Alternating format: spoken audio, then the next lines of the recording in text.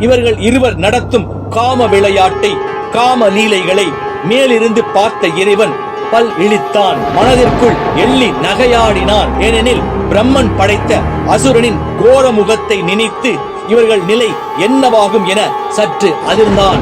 மாங்கனியை எச்சில் ஊற சுவைத்த பலரையும் நினைத்து மனம் வெதும்பினாள். பலர் தலை உருளப் போவதை நினைத்து அவள் தலை கிறுகிறுத்தது. ஏனெனில் அசுரனின் கோரமுகம் அப்படி, அதை வார்த்தையால் விவரிக்க இயலாது. ரம்பையின் கள்ள காதலன் நாடாள போகிறான் என்று மாயையில் இருவரும் மிதந்தனர். அவன்தான் நாடாள போகும் அரசன் என அவனுடைய மாய பிம்பத்தை வைத்து பல அணில் குஞ்சுகள் பீரிட்டன.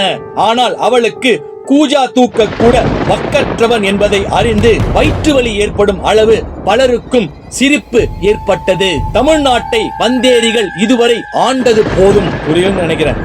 தமிழ்நாட்டின் வளங்களை சுரண்டி தின்று தன் குலம் செழிக்க வாழ்ந்தவர்கள் அவர்கள். இனி எம் தமிழ்நாட்டை துடிப்புள்ள தமிழன் ஆழ்வான்.